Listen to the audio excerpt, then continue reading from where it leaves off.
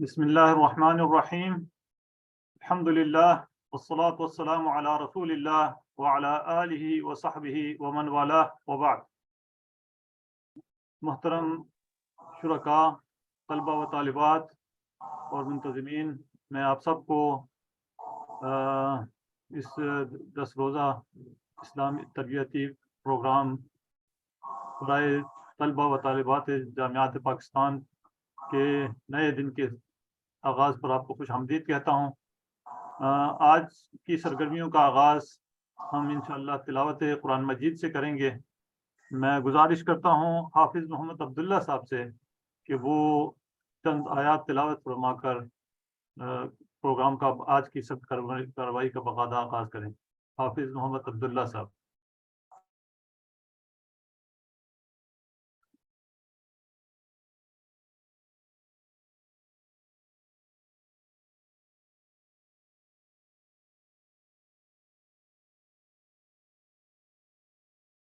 جی حافظ عبداللہ صاحب۔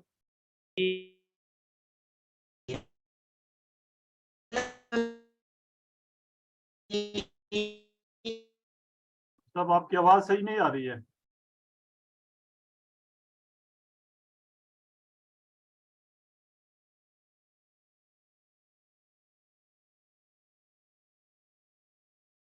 یا میں نہیں سن پا رہا ہوں یا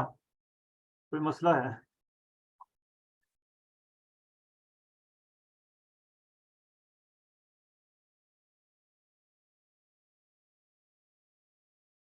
جی حافظ صاحب۔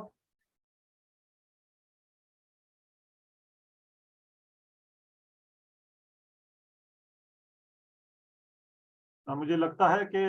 حافظ محمد عبداللہ صاحب جو ہے وہ کی لائن ڈراپ ہو گئی ہے۔ ہم دوبارہ کوشش کرتے ہیں ان سے رابطہ ہو جائے تو انشاءاللہ۔ ہاں نیٹ کا کوئی مسئلہ ہے وہ۔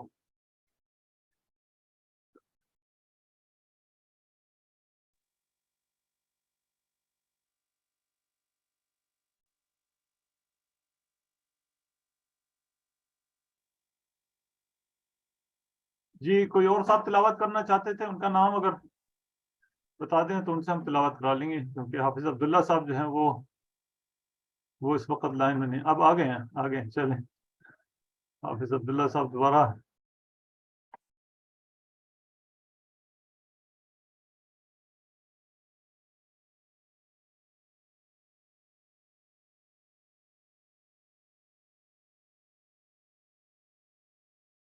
جی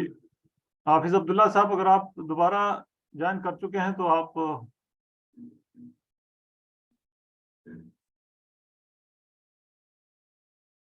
جی حافظ صاحب آپ کی آواز نہیں آ رہی ہے۔ بسم اللہ الرحمن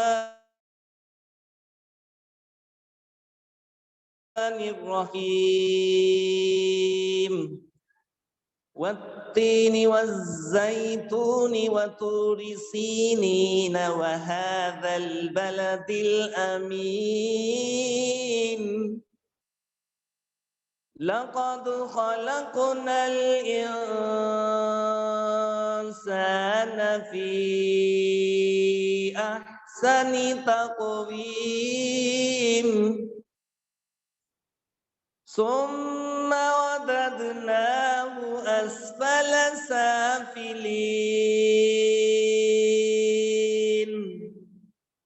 الا الذین آمنوا وعملوا الصالحات فلهم اجر غیر ممنون فما يكذبك بعد بالدين أليس الله بأحكم الحاكمين فما يكذبك بعد بالدين أليس الله بأحكم الحاكمين صدق الله العظيم اللہ کے نام سے جو بہت مہربان نہایت رحم والا ہے، انجیر کی قسم اور زیتون کی اور طور سینا کی اور اس امن والے شہر کی، بے شک یقیناً ہم نے آدمی کو سب سے اچھی صورت میں پیدا کیا، پھر اسے ہر نیچی سے نیچی حالت کی طرف پھیر دیا، مگر وہ لوگ جو ایمان لائے اور انہوں نے اچھے کام کیے تو ان کے لیے بے انتہا ثواب ہے۔ تو اب کون سی چیز تجھے انصاف کے جھٹلانے پر آمادہ کرتی ہے؟ کہ اللہ رب العزت سب حاکموں سے بڑھ کر حاکم نہیں، یقیناً اللہ رب العزت نے سچ فرمایا ہے، وما علینا الا البلاغ المبین۔ جزاکم اللہ خیرن۔ حافظ محمد عبداللہ صاحب، آپ کی خوبصورت آواز سے آج کے دن کی سرگرمیوں کا آغاز ہو گیا ہے اور تلاوت قرآن مجید سے ہم نے آغاز کیا۔ محترم شرکاء، طلبہ و طالبات، ہمیں خوشی ہے کہ آج ہم نہایت اہم موضوع پر اور نہایت اہم شخصیت سے انشاءاللہ ان کی گفتگو سنیں گے۔ آج ہمارے درمیان پہلے سیشن کے لیے موجود ہیں ڈاکٹر نور احمد شہتاز صاحب۔ ڈاکٹر صاحب کا تعلق جو ہے وہ اسلامی علوم اور تعلم سے ہے۔ ڈاکٹر صاحب جو ہے شیخ زید اسلامی سینٹر کراچی یونیورسٹی کے سابق ڈائریکٹر رہے ہیں۔ ڈاکٹر صاحب اسلامی نظریاتی کونسل حکومت پاکستان کے بھی ممبر رہے ہیں،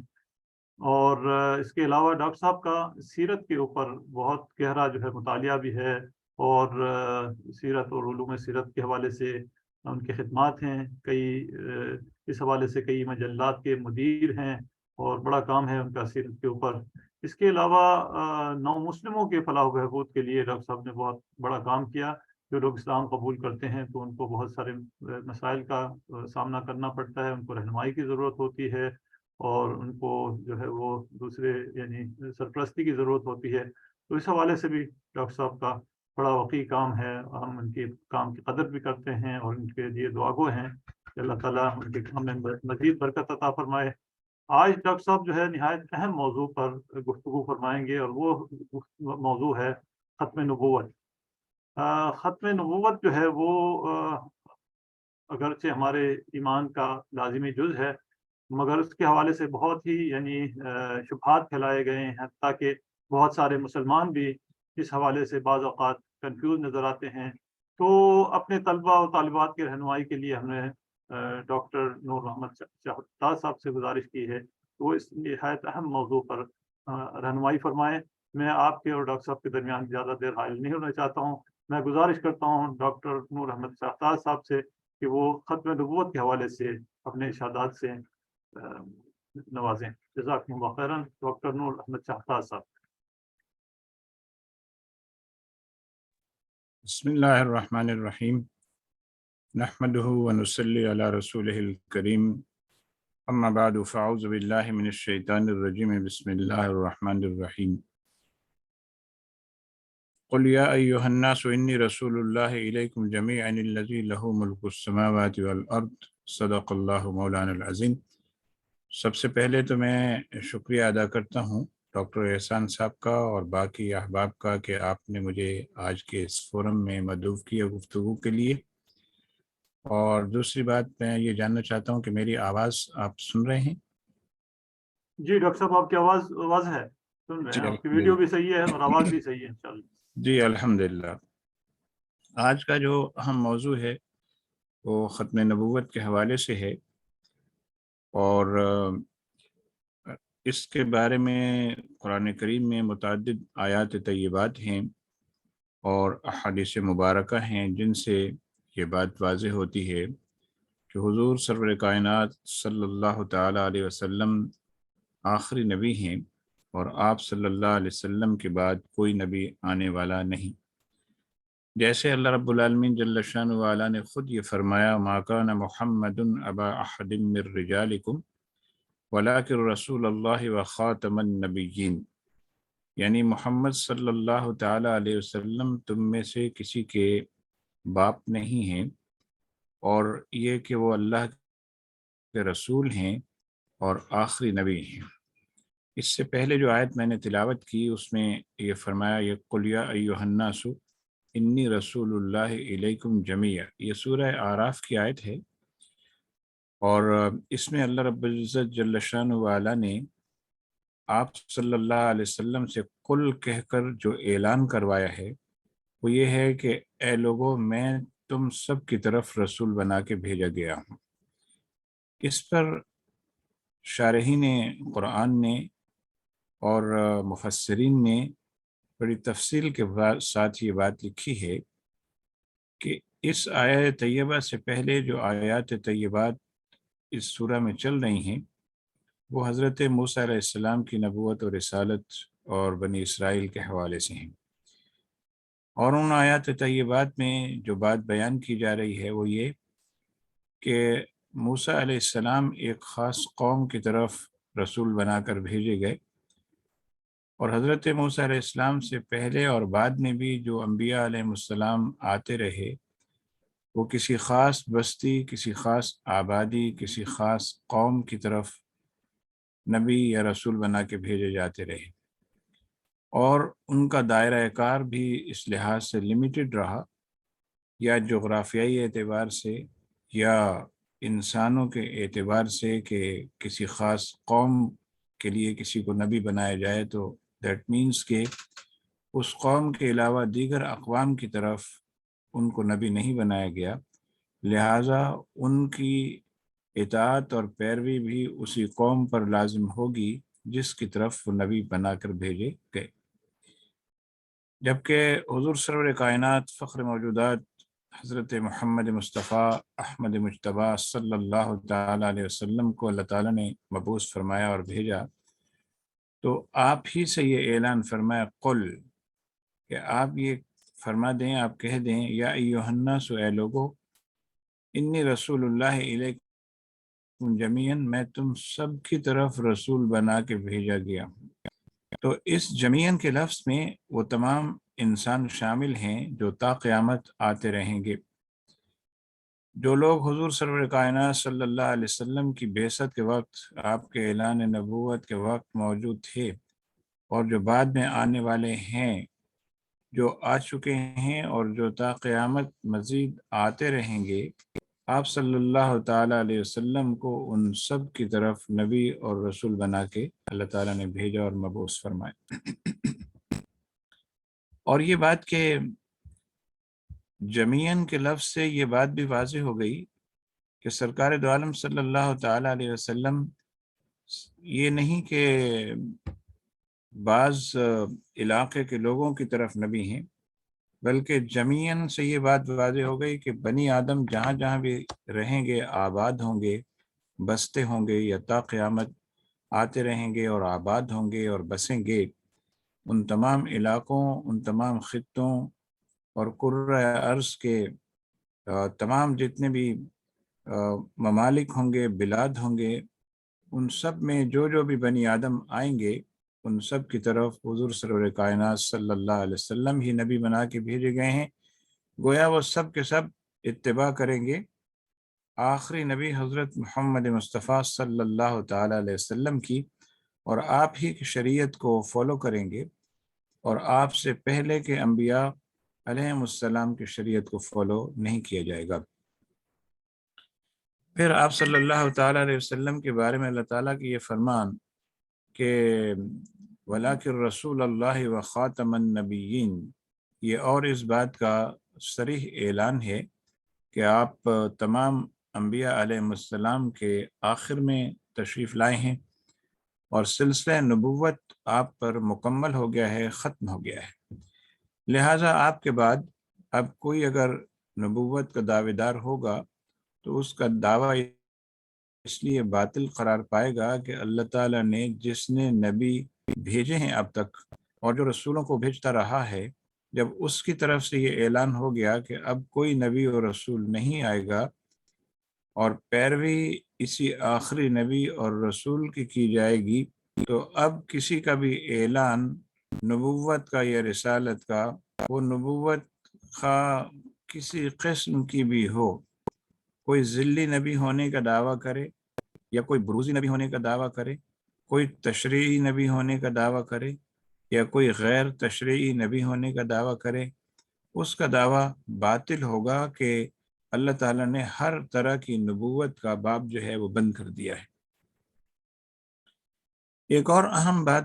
سمجھنے کی ہے، وہ یہ کہ حضور سرور دو عالم صلی اللہ تعالیٰ علیہ وسلم تشریف لائے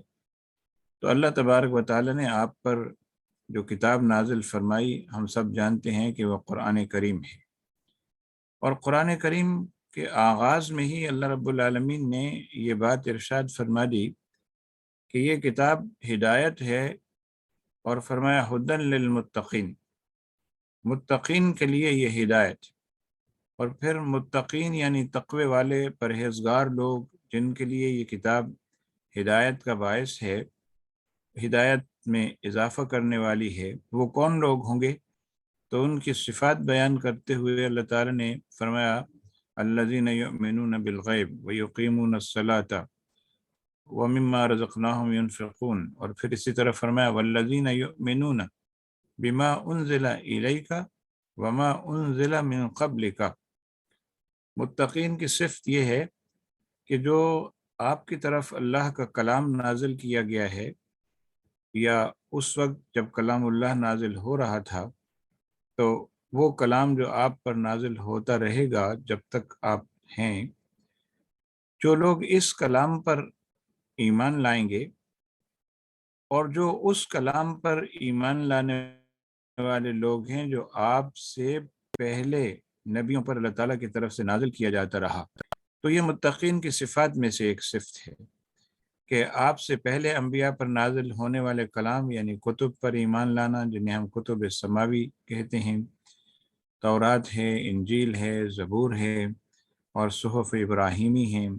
اور دیگر انبیاء علیہ السلام کے صحیفے ہیں، تو ان پر ایمان لانے کی بات ہو رہی ہے۔ اور آپ صلی اللہ علیہ وسلم پر نازل ہونے والا کلام یعنی قرآن کریم پر ایمان لانے کی بات ہو رہی ہے۔ اب یہاں اللہ تعالیٰ نے یہ کہیں نہیں فرمایا وما انزل من قبلک وما سینزل من بعدک، کہ وہ جو آپ کے بعد نازل کیا جائے گا جو اس پر بھی ایمان لائیں گے، تو ایسی کوئی نشاندہی یہاں نہیں ہے، بلکہ دو ہی باتیں ہیں، بما انزل الیک وما انزل من قبلک، جو آپ پر نازل ہوا اللہ کا کلام اور جو آپ سے پہلے انبیاء پر نازل ہوا۔ تو یہ بھی اس بات کی نفی ہے کہ آپ کے بعد کوئی کلام بھی نازل ہونے والا نہیں۔ کلام جو آخری نازل ہونے والا تھا وہ یہی قرآن کریم تھا جو آپ پر نازل ہو گیا۔ اب جو لوگ اس پر ایمان لائیں گے اور آپ سے پہلے والے انبیاء پر نازل ہونے والے کلام پر ایمان لائیں گے تو فرمایا وہی متقین ہوں گے، اور آخر میں پھر فرمایا وبالآخرۃ ہم یوقنون، اور جن کا آخرت کے بارے میں یقین ہوگا۔ تو اس سے بھی یہ بات پتہ چلتی ہے کہ وما انزل من قبلک کی بات ہو گئی، وما انزل الیک کی بات ہو گئی، اور اس کے بعد پھر قیامت کی بات ہوئی، جس سے یہ بات پتہ چلتی ہے، مفسرین کرام لکھتے ہیں کہ آپ صلی اللہ علیہ وسلم کے بعد بس پھر قیامت ہے، اور آپ کے اور قیامت کے مابین کسی اور نبی کا ظہور یا آمد ممکن نہیں رہی۔ پھر ایک اور جگہ اللہ تعالیٰ نے قرآن کریم میں ارشاد فرمایا وَمَا أَرْسَلْنَاكَ إِلَّا كَافَّةً لِلنَّاسِ بَشِيرًا وَنَذِيرًا، اے نبی صلی اللہ علیہ وسلم، ہم نے آپ کو تمام انسانوں کے لیے بشیر و نذیر بنا کے بھیجا ہے۔ تو کافۃ للناس کا جملہ بھی یہ بات بتا رہا ہے کہ جو بھی انسان آپ صلی اللہ علیہ وسلم کی بعثت کے بعد، اس کلام کے نزول کے بعد آنے والے ہیں تا قیامت، آپ صلی اللہ علیہ وسلم ان تمام انسانوں کی طرف بشیر و نذیر نبی بنا کے بھیجے گئے ہیں۔ تو ختم نبوت پر اللہ تعالیٰ کی طرف سے یہ ایک کامل بیان ہے، ایک مکمل بیان ہے، جس کے بعد اس بات کی کوئی گنجائش نہیں رہتی کہ کوئی نبوت کا دعویٰ کرے اور کوئی قرآن اور سنت کے خلاف اپنے ادعائے نبوت کے لیے کوئی دلیل لائے اور پیش کرے، کیونکہ قرآن و سنت تو اس بات کی تائید کہیں نہیں کرتے کہ آپ کے بعد کسی نبی کا ظہور آنا یا امکان کہیں سے ثابت نہیں ہوتا۔ آپ صلی اللہ تعالیٰ علیہ وسلم نے اپنے متعدد ارشادات میں مختلف مواقع پر اس بات کو اور زیادہ واضح اور روشن فرمایا کہ میرے پاس جو اللہ تعالیٰ کا یہ کلام مقدس میرے پاس آیا ہے، اترا ہے، نازل ہوا ہے، یہ اللہ کا آخری کلام ہے، اس لیے کہ میں اللہ کا آخری نبی ہوں۔ ہاں البتہ آپ کے بعد جو مختلف لوگ نبوت کا ادعا کریں گے، دعویٰ کریں گے، ان کے بارے میں بھی آپ صلی اللہ علیہ وسلم نے واضح طور پر ارشاد فرما دیا کہ ایسے لوگ ہوں گے جو نبوت کے دعوے دار ہوں گے، لیکن آپ نے فرمایا کہ مجھے دیگر انبیاء علیہ السلام پر فضیلت دی گئی 6 چیزوں سے، اور ان 6 چیزوں کا بیان فرماتے ہوئے آپ نے چھٹی اور آخری چیز یا آخری بات جو بیان فرمائی وہ یہ فرمایا کہ میرے ساتھ ہی تمام انبیاء کے سلسلے کا معاملہ جو ہے وہ مکمل ہو گیا، اس کی تکمیل ہو گئی، اور اب میرے بعد انبیاء علیہ السلام کا سلسلہ تمام ہو گیا، اب کوئی نبی آنے والا نہیں ہے۔ اور آپ نے ترمذی شریف میں، ابن ماجہ میں اور مسلم شریف میں آپ نے یہ احادیث مبارکہ دیکھی اور پڑھی ہوں گی انشاءاللہ، اور دیگر اسی طرح کی احادیث سے یہ بات معلوم ہوتی ہے کہ آپ صلی اللہ تعالیٰ علیہ وسلم نے آئندہ کسی بھی امکانی طور پر نبوت کے دعوے دار کی ہمیشہ ہمیشہ کے لیے نفی فرما دی ہے۔ 210 حدیثیں ہیں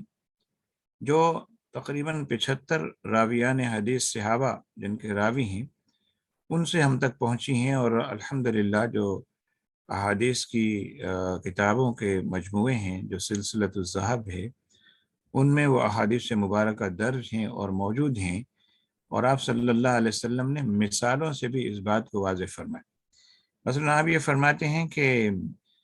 ایک شخص نے ایک گھر بنایا، اس سے یہ مثال سمجھو میری نبوت کی کہ ایک شخص نے ایک گھر بنایا اور اس گھر میں اس نے تمام اینٹیں جو ہیں وہ پوری صحیح جگہ پہ لگا کے ایک جگہ ایسی چھوڑ دی جہاں ایک اینٹ لگنے کی گنجائش باقی تھی۔ لوگ گھر دیکھنے آتے تو وہ کہتے کہ یہ ایک جگہ کیوں چھوڑ دی گئی، کاش کہ یہاں بھی اینٹ لگ گئی ہوتی اور یہ عمارت مکمل ہو گئی ہوتی۔ تو آپ نے فرمایا بس وہ اینٹ میں ہوں، میرے آنے کے بعد وہ اینٹ آخری نبی کی اینٹ اس عمارت میں لگ جانے کے بعد نبوت کی عمارت جو ہے وہ مکمل ہو گئی، اور اب کسی اور نبی کے آنے کی کوئی گنجائش باقی نہیں رہی، اور صحیح مسلم شریف میں یہ روایت موجود ہے۔ پھر آپ صلی اللہ علیہ وسلم نے یہ بھی فرمایا کہ مجھے اللہ تبارک و تعالیٰ نے نبی بنا کر بھیجا اور فرمایا کہ مجھے مختلف ناموں سے یاد فرمایا، اور میرے متعدد نام ہیں، اور اپنا تعارف کرواتے ہوئے آپ صلی اللہ علیہ وسلم نے جو نام آپ نے شمار کروائے ان میں آپ نے فرمایا کہ میں محمد ہوں، میں احمد ہوں، میں ماہی ہوں، ماہی سے مراد یہ کہ میں کفر کو مٹانے والا ہوں، اور میں حاشر ہوں، یعنی میرے بعد حشر ہوگا، یعنی قیامت ہوگی۔ تو حاشر ہونے کا مطلب بھی یہ ہے کہ آپ صلی اللہ تعالیٰ علیہ وسلم کے بعد اب کوئی نبی نہیں آئے گا، بلکہ حشر ہوگا، قیامت ہوگی، اور جتنے انبیاء علیہ السلام آ چکے ان کی امتوں سے اور حضور سرور کائنات صلی اللہ علیہ وسلم کی امت سے اب میدان حشر میں سوال و جواب کا سلسلہ ہوگا، اور جنت دوزخ کے معاملات ہوں گے، اور جب حشر برپا ہوگا تو تمام انبیاء علیہ السلام اور ان کی امتیں حاضر بارگاہ الہی ہوں گی، اور سرور کائنات صلی اللہ علیہ وسلم اپنی امت کی امامت اور دیگر انبیاء علیہ السلام اپنی اپنی امتوں کی قیادت کرتے ہوئے میدان حشر میں موجود ہوں گے۔ تو آپ حاشر ہیں، یعنی آپ کے بعد قیامت ہے اور کسی اور نبی کے آنے کا کوئی امکان نہیں ہے۔ سرکار دو عالم صلی اللہ علیہ وسلم نے یہ بھی ارشاد فرمایا، جیسا کہ حضرت ابو امامہ باہلی رضی اللہ تعالی عنہ فرماتے ہیں، اور یہ سنن ابن ماجہ کی روایت ہے، فرماتے ہیں کہ آپ صلی اللہ علیہ وسلم نے فرمایا میں سب انبیاء میں آخری ہوں، اور تم سب امتوں کی آخری امت ہو، نہ میرے بعد کوئی نبی آئے گا اور نہ تمہارے بعد کوئی اور امت آنے والی ہے تا قیامت۔ اور یہ بھی فرمایا کہ اگر حضرت موسیٰ علیہ السلام زندہ ہوتے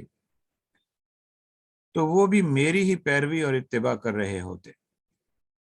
تو جو لوگ حضرت موسیٰ علیہ السلام کے فالوورز ہیں، پیروکار ہیں آج کے دور میں، ان کے لیے یہ بات قابل غور ہے بطور خاص کہ حضور سرور کائنات صلی اللہ علیہ وسلم نے فرمایا کہ اگر میرے دور میں حضرت موسیٰ علیہ السلام زندہ ہوتے تو وہ بھی میری ہی پیروی کرتے اور میری ہی اتباع کرتے۔ اب جن لوگوں کا خیال یہ ہے کہ حضور سرور دو عالم صلی اللہ علیہ وسلم کی تشریف آوری کے بعد بھی سابق انبیاء علیہ السلام جو ہیں ان کی اتباع اور پیروی کو جاری رکھا جا سکتا ہے، تو وہ ایک بہت بڑی غلطی پر ہے۔ اولاً تو یہ کہ ہر نبی نے آپ صلی اللہ تعالیٰ علیہ وسلم کے آنے کی بشارت دی ہے۔ حضرت موسیٰ علیہ السلام نے بھی آپ کے آنے کی بشارت بیان فرمائی، اور حضرت عیسیٰ علیہ السلام نے بھی بڑے واضح الفاظ میں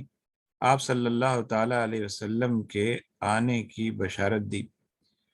اور حضرت عیسیٰ علیہ السلام نے تو یہاں تک فرمایا کہ بھائی دیکھو میں جاتا ہوں اور میں اپنے بعد ایک خداوند کو بھیجوں گا، جب وہ آ جائیں تو تم ان کی اتباع اور پیروی کرنا۔ اور یہ بھی آپ نے فرمایا کہ میرے بعد جو نبی آئیں گے ان کا نام احمد ہوگا۔ تو آپ صلی اللہ علیہ وسلم کے دونوں نام ہیں، محمد اور احمد۔ تو حضرت عیسیٰ علیہ السلام نے بھی آپ کی تشریف آوری کی بشارت دی ہے۔ جب انبیاء علیہ السلام نے اپنی اپنی امتوں کو اور اپنی اپنی قوموں کو یہ بات سمجھا دی ہو واضح طور پر کہ ہمارے بعد آخری نبی حضرت محمد صلی اللہ علیہ وسلم تشریف لائیں گے، جب وہ آئیں تو تم ان کی اتباع اور پیروی کرنا، تو اب اگر حضور سرور کائنات صلی اللہ علیہ وسلم کی اتباع اور پیروی کرنے کے بجائے گزشتہ انبیاء علیہ السلام کے ماننے والے انہی کی پیروی کریں، تو خود وہ اپنی ہی کتاب کے اور اپنے ہی نبی کے احکام کے خلاف چلنے والے ہیں۔ اس لیے کہ آپ دیکھیں کہ اگر کسی اور نبی کی اطلاع پہلا نبی دے رہا ہے اور ساتھ میں یہ بھی کہہ رہا ہے کہ جب وہ آ جائے تو تم اسی کی اتباع کرنا، اور امتی ماننے والے یہ کہیں کہ نہیں صاحب آپ کے بعد بھی ہم آپ ہی کی اتباع جاری رکھیں گے، تو یہ صراحتاً اپنے نبی کے حکم کے خلاف چلنا ہے اور اپنی کتاب میں موجود اس ہدایت کے خلاف چلنا ہے جو حضرت محمد مصطفیٰ صلی اللہ تعالیٰ علیہ وسلم کے لیے اللہ رب العزت جل شانہ وعلا نے تمام انبیاء علیہ السلام کے ذریعے ان کی قوموں کو، ان کی امتوں کو عطا فرما دی تھی۔ اور پھر آپ صلی اللہ تعالیٰ علیہ وسلم فرماتے ہیں کہ اگر یوسف علیہ السلام بھی آ جائیں اور تم ان کی اتباع کرنے لگ جاؤ اور میری اتباع چھوڑ دو تو یاد رکھو کہ تم گمراہ ہو جاؤ گے۔ اس سے بھی یہ بات واضح ہوتی ہے کہ نہ کمال موسیٰ نہ جمال یوسف کہ جس کی بنا پر ان کی اتباع کی جائے حضور سرور کائنات صلی اللہ علیہ وسلم کی تشریف آوری کے بعد، بلکہ اس کی ممانعت ہو گئی اور واضح طور پر منع کر دیا گیا۔ لہٰذا تمام اقوام عالم کو قرآن یہ دعوت دیتا ہے کہ آپ ہماری نہ مانیں، اپنے ہی انبیاء علیہ السلام کی مان لیں۔ جو کچھ انہوں نے آخری نبی صلی اللہ علیہ وسلم کے بارے میں فرمایا تھا اسی پر عمل پیرا ہو جائیں، تو آپ کو حضرت محمد عربی صلی اللہ علیہ وسلم کی اتباع کے بغیر چارہ نہیں ہوگا۔ تو آپ کی ختم نبوت کے حوالے سے گزشتہ انبیاء علیہ السلام، سابقین انبیاء علیہ السلام نے بھی جو بشارتیں دی ہیں وہ بھی اس بات کی دلیل ہیں کہ آپ صلی اللہ علیہ وسلم آخری دور کے نبی ہیں، اور اس آخری دور میں جو بھی قومیں ہوں گی، جن جن انبیاء علیہ السلام کے ساتھ تعلق رکھنے والے لوگ ہوں گے، ان سب کو حضرت محمد مصطفیٰ صلی اللہ تعالیٰ علیہ وسلم کی نبوت کو اور آپ کی ختم نبوت کو تسلیم کرنا ہوگا۔ علامہ اقبال نے کیا خوبصورت بات کہی، انہوں نے کہا لا نبی بعدی ز احسان خداست، کہ لا نبی بعدی کا جو ارشاد ہے حضور نبی کریم صلی اللہ علیہ وسلم کا، یہ اللہ تعالیٰ کے ہم پر احسانات میں سے ایک احسان ہے۔ پردہ ناموس این مصطفیٰست، پردہ ناموس دین مصطفیٰست، کہ حضور سرور کائنات صلی اللہ علیہ وسلم کی ناموس پر یہ ایک ایسا اہم اور نہایت ہی قابل تقلید اور قابل تحسین اقدام ہے کہ آپ صلی اللہ تعالیٰ علیہ وسلم تشریف لائے، آپ نے لا نبی بعدی کا اعلان فرمایا، اور اس لا نبی بعدی کے احسان سے وحدت امت کا تصور بھی پیدا ہوا۔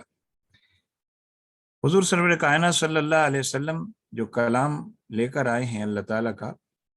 وہ بھی ہم سے یہ کہتا ہے کہ آپ امت وسط ہو، امت واحدہ ہو۔ تو امت واحدہ کا جو تصور ہے اس کا تعلق ختم نبوت کے ساتھ جڑا ہوا ہے، اس لیے کہ امت واحدہ تبھی امت واحدہ رہ سکتی ہے کہ اس امت میں مزید ٹکڑے نہ ہوں، مزید اس کے اندر برانچز نہ ہوں، مزید اس کے اندر تقسیم در تقسیم نہ ہو۔ اور وحدت امت کا تقاضا یہ ہے کہ حضور سرور کائنات صلی اللہ علیہ وسلم ہی کے سبھی لوگ فالورز ہوں اور آپ ہی کے متبعین ہوں، آپ ہی کی اتباع اور پیروی کرنے والے لوگ ہوں۔ اگر بالفرض ہم یہ کہیں کہ جناب کوئی ذلی نبی آ گیا ہے، کوئی بروزی نبی آ گیا ہے، کوئی تشریعی نبی آ گیا ہے، کوئی غیر تشریعی نبی آ گیا ہے، تو اب کیا ہے کہ کچھ لوگ کسی ذلی نبی کے پیچھے چل رہے ہیں، کوئی کسی بروزی نبی کے پیچھے چل رہے ہیں، کوئی کسی تشریعی نبی کے پیچھے چل رہے ہیں، کوئی کسی غیر تشریعی نبی کے پیچھے چل رہے ہیں، تو نتیجہ کیا ہوگا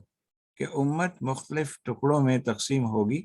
اور ہر ایک کا اپنا اپنا ایک دھڑا ہوگا، اپنا اپنا ایک سو کال نبی ہوگا، تو جس کے نتیجے میں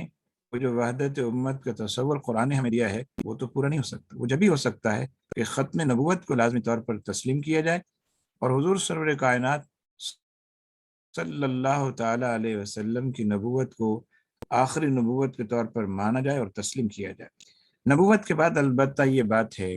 کہ آپ صلی اللہ تعالیٰ علیہ وسلم نے اس کار رسالت کے جاری رہنے کے حوالے سے ارشاد فرمایا کہ میرے بعد نبی تو نہیں ہوں گے لیکن خلفاء ہوں گے۔ تو آپ نے خلفاء کی طرف ہماری رہنمائی فرمائی، آپ نے علماء کی طرف ہماری رہنمائی فرمائی، آپ نے فرمایا کہ العلماء ورثۃ الانبیاء، تو علماء کو، اپنی امت کے علماء کو ورثۃ الانبیاء قرار دینے کا مطلب یہ ہے کہ اب میرے پاس انبیاء، میرے بعد انبیاء تو نہیں ہوں گے لیکن انبیاء علیہ السلام کا کام کرنے والے لوگ ہوں گے جو علماء ہوں گے اس امت کے، اور وہی اس امت کے امام بھی ہوں گے۔ عزیزان محترم، حضرات گرامی، حضور سرور دو عالم صلی اللہ تعالیٰ علیہ وسلم نے نبوت کا باب جس کے بند ہونے کی آپ نے نشاندہی فرمائی اور آپ آخری نبی بن کے تشریف لائے، آپ نے آئندہ کے لیے بھی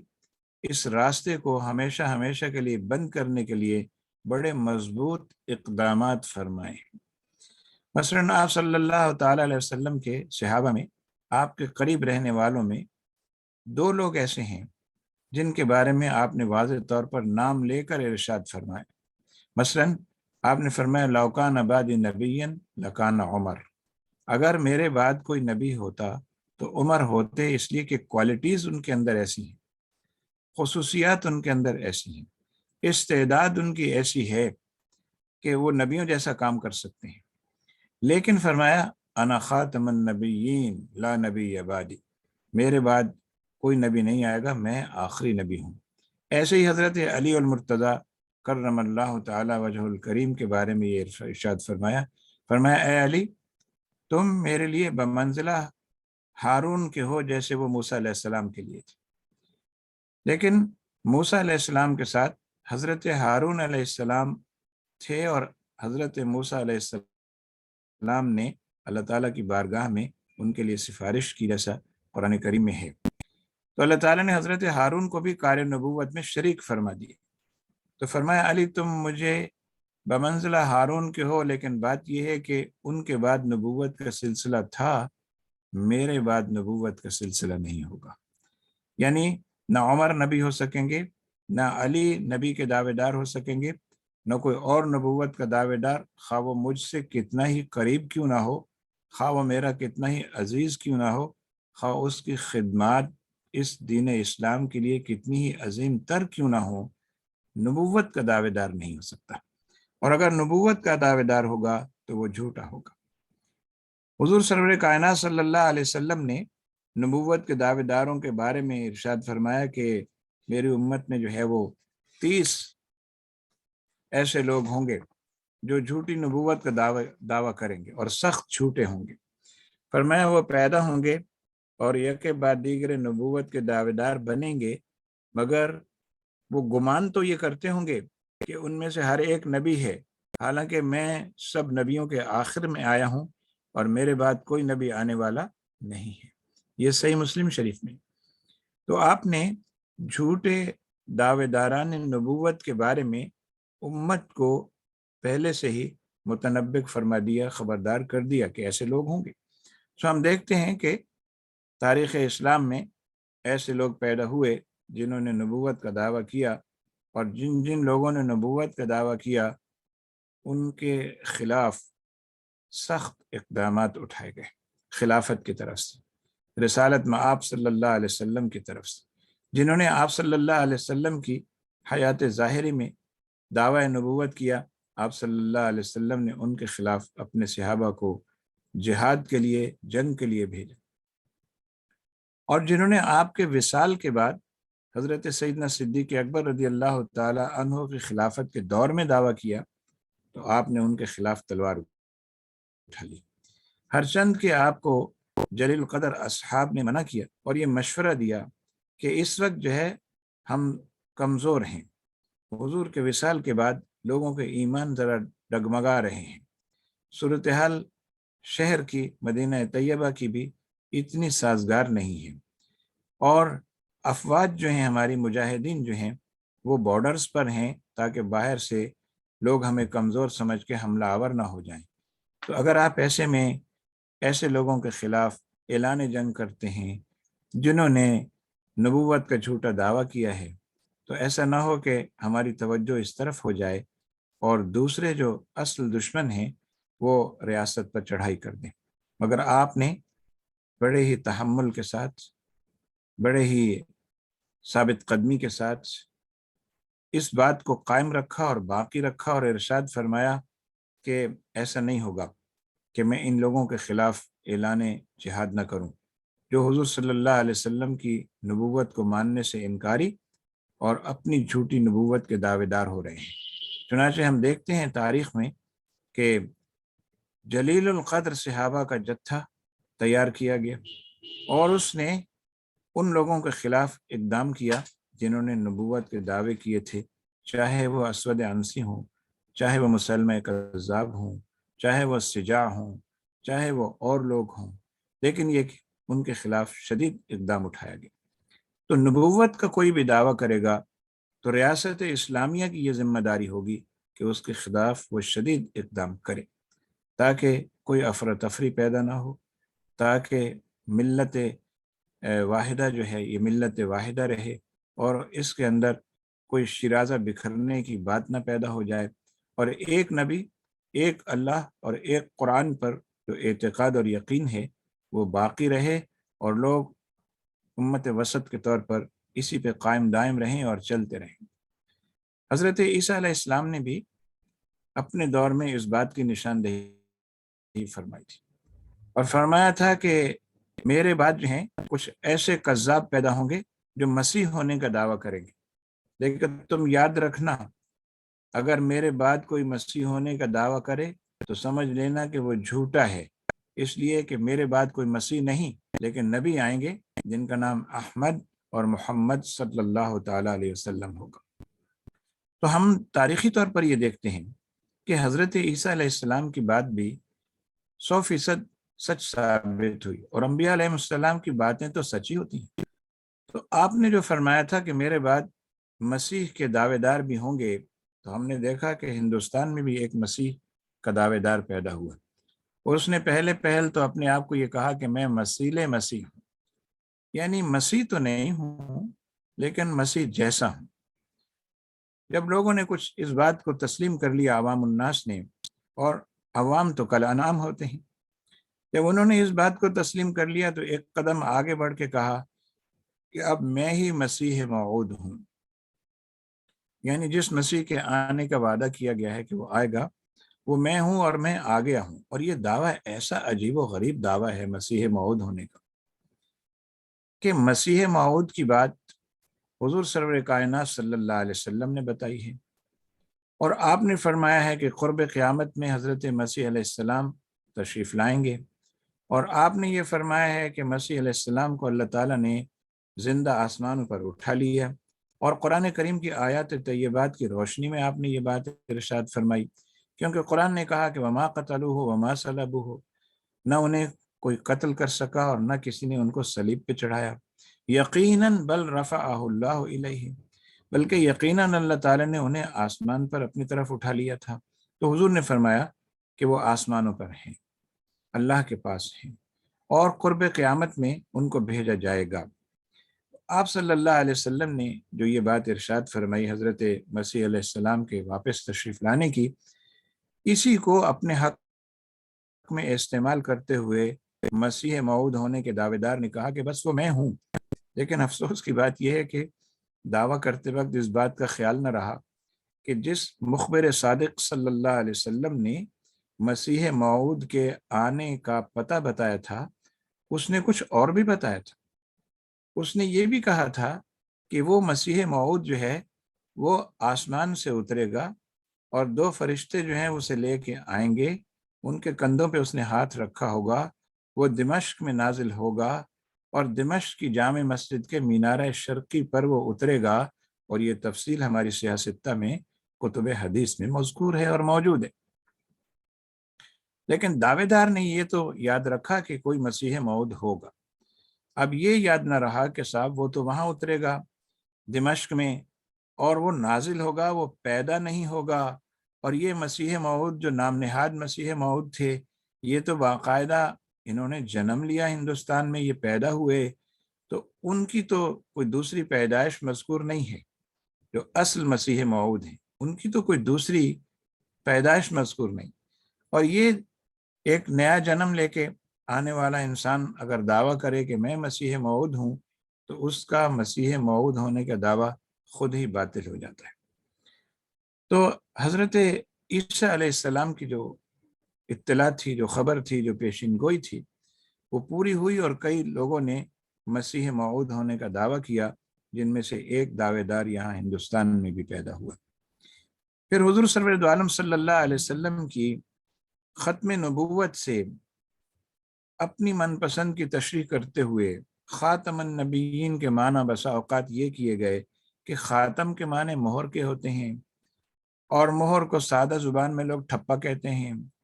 اور مہر کو لوگ اسٹیمپ کہتے ہیں۔ تو یہ کہا کہ خاتم النبیین کے معنی یہ ہیں کہ مجھے آئندہ آنے والے نبیوں کے لیے مہر بنا کے بھیجا گیا ہے، جس شخص کی نبوت پر میں مہر لگا دوں گا،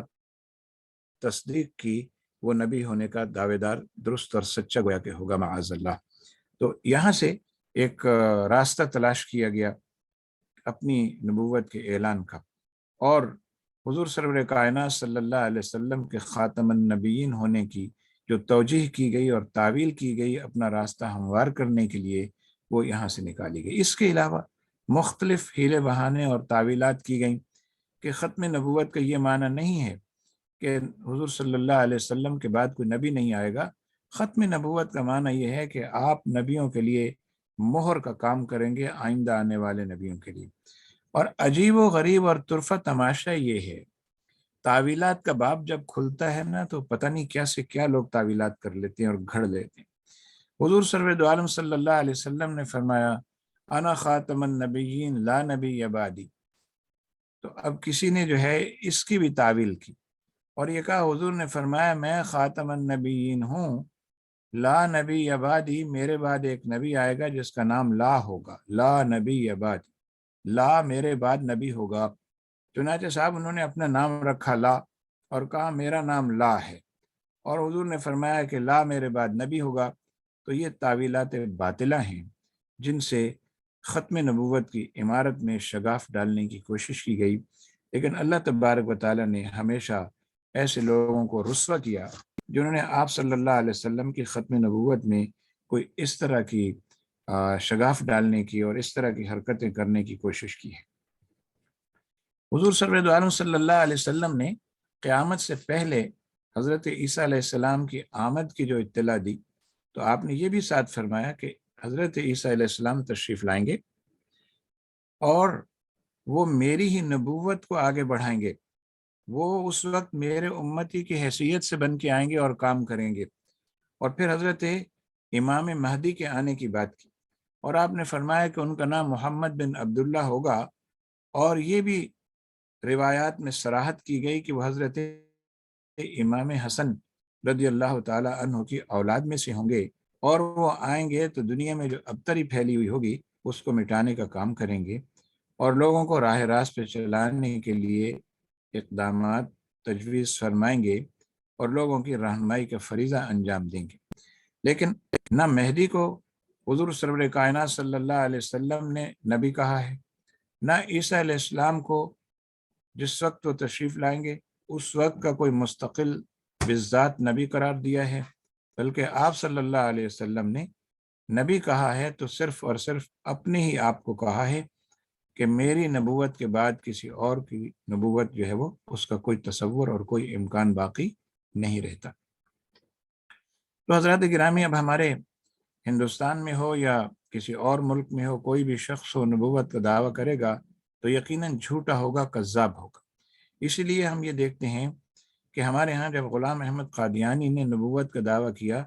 تو لوگوں نے برمدا اسے کذاب کہا، جھوٹا کہا، اس لیے کہ اس کی بشارتیں اور اس کے بارے میں پیشین گوئیاں پہلے سے احادیث مبارکہ میں موجود ہیں، اور رہنمائی موجود ہے کہ کوئی بھی نبوت کا دعوے دار ہوگا تو وہ کذاب ہوگا۔ ہمارے ہاں جھوٹی نبوت کا دعویٰ کرنے والے نے جو راستہ اختیار کیا، جو طریقہ اختیار کیا، اس سے بھی جب لوگوں نے دیکھا تو انہیں اندازہ ہو گیا کہ یہ راستہ اور یہ طریقہ کسی سچے انسان کا نہیں ہو سکتا۔ جس طرح کی وحی یا جس طرح کے کلام کو وحی کہا گیا، وہ کلام جو ہے وہ وحی ہونے کے قابل کسی صورت نہیں ہے، بلکہ اس کلام کے اگر نمونے جو مختلف کتب میں درج ہیں، خود کذاب نبی کی کتابوں میں اور دیگر لوگوں نے جو انہیں وہاں سے لے کے اپنی اپنی کتب میں درج کیا ہے اور بیان کیا ہے، تو اندازہ ہوتا ہے کہ کوئی بھی کلام ایسا نہیں ہے جسے کلام الہی کے مشابہ بھی کہا جا سکتا ہو۔ تو حضور سرور کائنات صلی اللہ تعالیٰ علیہ وسلم کی ختم نبوت کے حوالے سے ایمان کسی صورت مسلمانوں کا، اہل ایمان کا متزلزل نہیں ہونا چاہیے۔ ختم نبوت پر کامل یقین اور اعتقاد رہنا چاہیے، اور آپ صلی اللہ تعالیٰ علیہ وسلم کے بعد کسی بھی مدعی نبوت کو کذاب کہنے کے لیے، کاذب کہنے کے لیے جو ادلہ قائم کر دی ہیں، خود حضور سرور کائنات صلی اللہ علیہ وسلم نے، قرآن کریم نے، اور آپ صلی اللہ علیہ وسلم کے بعد علماء نے جو ورثۃ الانبیاء ہیں، وہ ہمارے لیے کافی ہیں اور واضح اور روشن مثال ہیں۔ اللہ تبارک و تعالی ہمیں ہدایت کے راستے پر گامزن رکھے، اور جھوٹی نبوت کے دعوے داروں کے کسی بھی پھیلائے ہوئے جال میں پھنسنے سے اللہ تعالی ہمیں محفوظ و معمون فرمائے، اور رب کریم جل شانہ والا ہماری اس وطن عزیز، اس سرزمین پاکستان کو اس طرح کے ہر شر اور فتنے سے محفوظ فرمائے جو شر اور فتنہ نبوت کے دعوے داروں کا پھیلایا ہوا ہے، جو ان کے پیروکاروں کا پھیلایا ہوا ہے، اور رب کریم ہمیں راہ راست پر چلتے رہنے کی اور گامزن رہنے کی توفیق عطا فرمائے۔ جزاکم اللہ خیراً ڈاکٹر نور احمد شاہتاج صاحب، آپ نے بہت ہی اچھے انداز میں ختم نبوت کے حوالے سے ہمارے طلبہ اور طالبات کی رہنمائی فرمائی۔ میں اس بات یہ کہنے میں کوئی تردد محسوس نہیں کروں گا کہ آج کی گفتگو میں کچھ نکات میرے لیے بھی جو ہے وہ میرا توجہ ان کی طرف نہیں گیا تھا، اگرچہ یہ باتیں پہلے سے معلوم ہیں، مگر اس انداز سے میں نے ان پر غور نہیں کیا تھا جس انداز سے آپ نے نکات اٹھائے ہیں۔ خصوصاً ختم نبوت کے جو دلائل ہیں قرآنی آیات اور احادیث سے جو استدلال ہے، اس حوالے سے آپ نے بہت ہی یعنی مربوط انداز میں، بہت اچھے انداز میں ہمارے طلبہ اور طالبات کی رہنمائی فرمائی۔ طلبہ اور طالبات میں سے جو سوال کرنا چاہتے ہیں تو ڈاکٹر صاحب اپنی گفتگو مکمل کر چکے ہیں، تو سوالات کے جوابات کے لیے انشاءاللہ ہم ڈاکٹر صاحب سے درخواست کریں گے۔ تو جو سوال کرنا چاہتے ہیں وہ ہینڈ ریز کر سکتے ہیں، تو انشاءاللہ ہم ان کا سوال لے لیں گے انشاءاللہ۔ ڈاکٹر صاحب کو کوئی اور سوال آنے سے پہلے اگر ایک یہ وضاحت ہو جائے کہ ہمارے ملک میں دستوری اور قانونی طور پر قادیانیوں کو غیر مسلم قرار دینے کے حوالے سے جو کام ہوا ہے، الحمدللہ دوسرے ممالک میں بھی ہوا ہے، مگر یہ اس کا آغاز پاکستان سے ہوا تھا، کیونکہ اسی خطے میں ہمیں زیادہ چیلنجز درپیش تھے، اور پاکستان کیونکہ اسلام کے نام پہ وجود میں آنے والا ایک عصر حاضر کا ایک ملک ہے، تو اس لیے یہاں سب سے پہلے قانون سازی کی گئی اور قادیانیوں کو غیر مسلم قرار دینے کی دستوری کام بھی کیا گیا۔ پھر عدالتوں میں جو ہے کافی عرصے تک جو ہے وہ کیسز وغیرہ چلتے رہے، وہ اپنے دفاع میں عدالتوں میں گئے اور بڑے ڈیٹیل کے ساتھ ان کی بحث ہوئی، اور اس حوالے سے جو ہے وہ کئی فیصلے آ چکے ہیں۔ اگر تھوڑا سا ہماری طلبہ کی رہنمائی کے لیے اس دستوری سفر اور اس جو عدالتی جو کاروائیاں ہوئی ہیں اس کا کوئی خلاصہ اگر آپ پیش کر سکیں، اگرچہ ٹائم بھی محدود ہے، مگر یہ کہ یہ اس حوالے سے ہمارے طلبہ کی رہنمائی بہت ضروری ہے۔ بسم اللہ الرحمن الرحیم۔ دستوری حوالے سے پاکستان میں جو کام ہوا وہ ایک ماشاءاللہ مثالی کام ہے۔ 1973 میں اس وقت کی دستور ساز اسمبلی نے، جس کے اس وقت سربراہ اور وزیر اعظم ملک کے جناب ذوالفقار علی بھٹو تھے، ان کی اسمبلی میں قادیانیوں سے متعلق جب گفتگو شروع ہوئی اور علماء کرام نے قادیانیوں کے حوالے سے اپنا موقف جو ہے وہ پیش کیا، تو اس پہ تعجب ہوا بہت سے اراکین اسمبلی کو بھی اور خود وزیر اعظم کو بھی کہ یہ کیا بحث شروع ہو گئی ہے ملک کے اندر۔ لیکن یہ بحث نئی نہیں تھی، اس سے پہلے 1953 میں بھی ایسا ہو چکا تھا، اور 1953 میں بھی ملک میں بڑے فتنے نے سر اٹھایا تھا، اور اس پر جو ہے وہ کافی قتل و غارت گری ہو چکی تھی، اور کافی اس پہ جو ہے وہ دونوں طرف سے لوگوں کا نقصان ہوا تھا، اور ملک میں ایک ابتری کی کیفیت پھیل گئی تھی۔ پھر اس پر ایک کمیشن قائم ہوا، منیر کمیشن۔ اس منیر کمیشن نے پھر اپنی ایک رپورٹ سبمٹ کی تھی۔ اس رپورٹ سے سارے حقائق جو ہیں وہ سامنے آ گئے تھے کہ اس سارے فتنے کے پیچھے کون سی تنظیم، کون سی جماعت یا کون سی تحریک جو ہے وہ کار فرما ہے۔ تو اب جب یہ 1973 میں یہ سلسلہ ہوا تو علماء کرام نے ایک قرارداد جو ہے وہ قومی اسمبلی میں جمع کرائی، اور اس میں یہ مطالبہ کیا گیا کہ قادیانیوں کی سرگرمیاں بڑھ رہی ہیں اور یہ ساری ملت اسلامیہ کو کافر قرار دے رہے ہیں، اور جھوٹی نبوت کے دعوے دار کے پیچھے چل رہے ہیں، اور اس سے لوگوں کا ایمان خراب کرنے کے لیے تلے ہوئے ہیں۔ اور طرفہ تماشا یہ ہے کہ بہت سارے لوگوں کو اس علاقے سے گزرنے نہیں دیتے جہاں ان کا ہیڈ کوارٹر اور جہاں مرکز ہے، یہاں تک کہ وہ چناب ایکسپریس کا جو واقعہ ہوا تھا اس زمانے میں، وہ بھی ایک بڑا اہم واقعہ ہے، جس کے بعد ہی مسلمانان پاکستان یہ سوچنے پر مجبور ہوئے کہ اگر ان کو اسی طرح چھوڑ دیا گیا تو یہ تو بہت بڑا خطرہ بنیں گے ریاست کے لیے، ملک کے لیے، وطن کے لیے۔ چنانچہ مسلمانان پاکستان نے یہ تحریک شروع کی، ختم نبوت کی تحریک، اور قومی اسمبلی کے اور سینٹ کے اراکین سے اس وقت علماء کرام نے، اور خصوصاً علامہ شاہ احمد نورانی صدیقی رحمۃ اللہ تعالی علیہ نے، اور دیگر جماعتوں کے سربراہان نے، جناب مفتی محمود صاحب نے، اور دیگر بہت سارے علماء کرام جو اس تحریک کے ساتھ وابستہ تھے، ان سب نے مشترکہ جدوجہد کر کے قومی اسمبلی سے قرارداد پاس کرانے کے لیے اراکین اسمبلی کو اعتماد میں لیا۔ اور جب اراکین اسمبلی کو اعتماد میں لیا اور انہوں نے بیک زبان وقت کے وزیر اعظم سے یہ بات کہی کہ اس مسئلے پہ اسمبلی میں بحث کروانی چاہیے اور پھر لوگوں کو سننا چاہیے اور لوگوں کے موقف کا احترام کرنا چاہیے، تو وزیر اعظم پاکستان نے یہ کہا تھا کہ اس سے ایک نیا باب کھل جائے گا. آپ اسمبلی میں اگر یہ بات لے کے آئیں گے تو وہ فریق جس کے بارے میں یہ بات ہو رہی ہے وہ بھی چاہے گا تو اسمبلی میں بات کرے, جبکہ وہ اسمبلی کے ممبرز نہیں ہیں تو وہ بات کیسے کریں گے. تو اس پر یہ کہا گیا تھا اس وقت کہ جناب آپ ایسا کریں کہ قومی اسمبلی کو پوری ایک کمیٹی قرار دے دیں, تحقیقاتی کمیٹی بنا دیں, اسٹیئرنگ کمیٹی بنا دیں جو اس بات کا جائزہ لے کہ یہ معاملہ ہے کیا. جب پوری قومی اسمبلی ایک کمیٹی کی صورت میں بیٹھی اور اس میں گفتگو شروع ہوئی تو اس وقت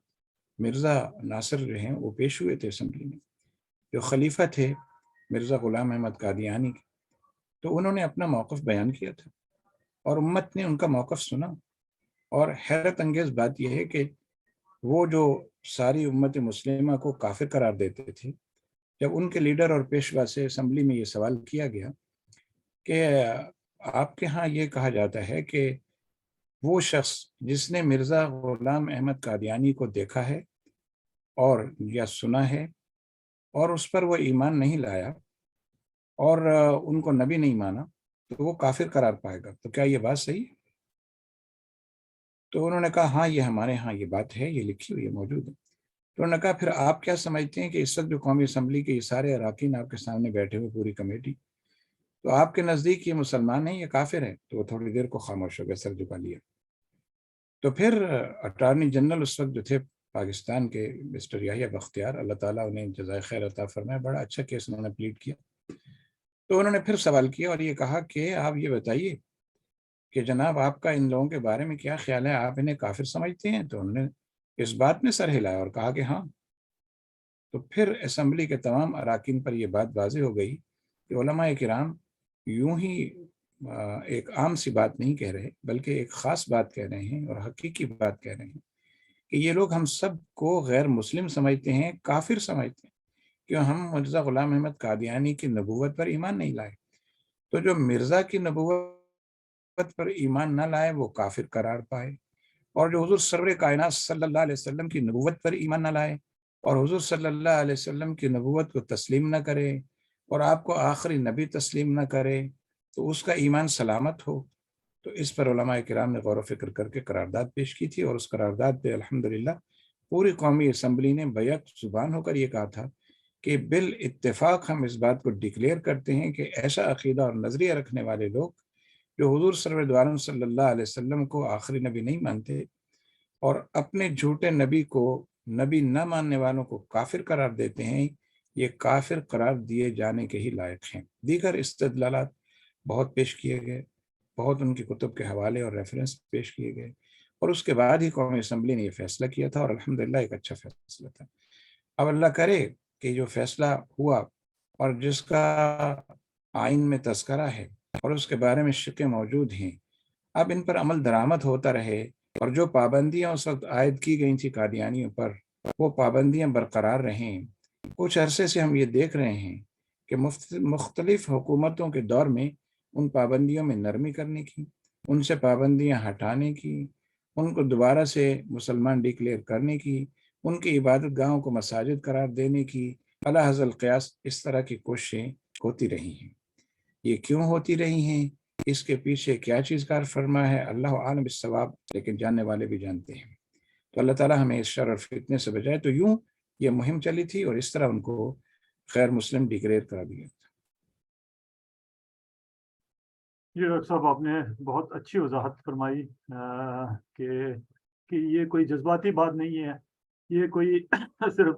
چند مولویوں کی بات نہیں ہے, کیونکہ ہمارے معاشرے میں عمومی طور پر جو نوجوان طبقہ ہے یا جو ہمارے جدید تعلیم یافتہ طبقہ ہے وہ بہت ساری چیزوں کو ان انداز میں پیش کرتے ہیں کہ بھئی یہ مولویوں کی باتیں ہیں اور ان کے اختلافی باتیں ہیں اور اس طرح کے انداز ہے. خصوصاً یعنی دیکھیں ہمارے درمیان اختلافات موجود ہیں, فقہی اختلافات ہیں, گروہی اختلافات ہیں, ان کا ہم انکار نہیں کرتے ہیں, مگر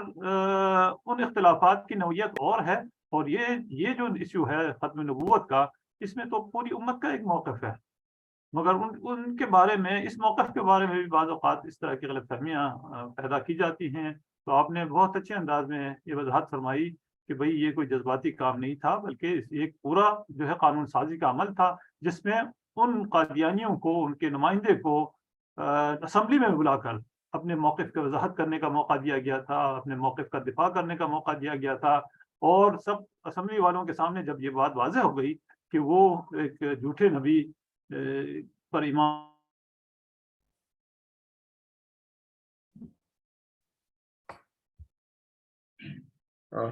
ڈاکٹر ظہیر صاحب پتہ نہیں ڈسکنیکٹ تو نہیں ہو گئے. ڈاکٹر صاحب ایک سوال یہاں پہ آیا ہے کہ کیا ظاہر ہے ان کو جی جی جی مختلف موضوعات پہ سیمینار ہوتے ہیں مختلف شہروں میں یونیورسٹی کے طلبہ طالبات کے لیے ختم نبوت کے موضوع پر؟ جی جی جی جی جی بالکل، یعنی اس حوالے سے یعنی انشاءاللہ ہم مختلف علماء سے رہنمائی حاصل کرتے رہتے ہیں. بہرحال اللہ ہمیں جو ہے ڈاکٹر صاحب سے ظہیر صاحب ڈاکٹر صاحب سے یہ سوال کیا ہے کسی طالب علم نے، جی جی کیا یونیورسٹی کالجز کے طلبہ کے لیے ایسا کوئی پلیٹ فارم اور ہے جہاں پہ ختم نبوت کے کوئی کورسز ہوتے ہوں یا اس طرح کے پروگرام ہوتے ہوں تعارفی؟ جی ڈاکٹر صاحب، اگر آپ کے علم میں کوئی خاص، ویسے تو جنرلی یہ وضاحت کی جا سکتی ہے کہ بھئی ہر تعلیمی ادارے میں ختم نبوت کے حوالے سے کانفرنس بھی ہوتے ہیں، سیمینار بھی ہوتے ہیں، مگر خصوصی طور پر اگر کوئی ایسی وہ ہے تو ڈاکٹر صاحب ہمیں رہنمائی فرمائیں گے انشاءاللہ. جی ماشاءاللہ، پورے ملک میں تمام بڑے شہروں میں بلکہ چھوٹے شہروں میں بھی ایسے ادارے موجود ہیں جو تحفظ ختم نبوت کے حوالے سے کام کر رہے ہیں، اور مسلسل ان کے ہاں کورسز جاری رہتے ہیں. خود ہمارا کراچی میں ایک ادارہ ہے، اور کئی ادارے ہیں بلکہ کراچی شہر میں بھی بڑے بڑے جو ختم نبوت پر مسلسل کام کرتے ہیں اور کورسز کرواتے رہتے ہیں. کئی انجمنیں ایسی قائم ہیں جو ختم نبوت کے حوالے سے آگہی کا کام کرتی ہیں. تو یہ نوجوان جن کا یہ سوال ہے،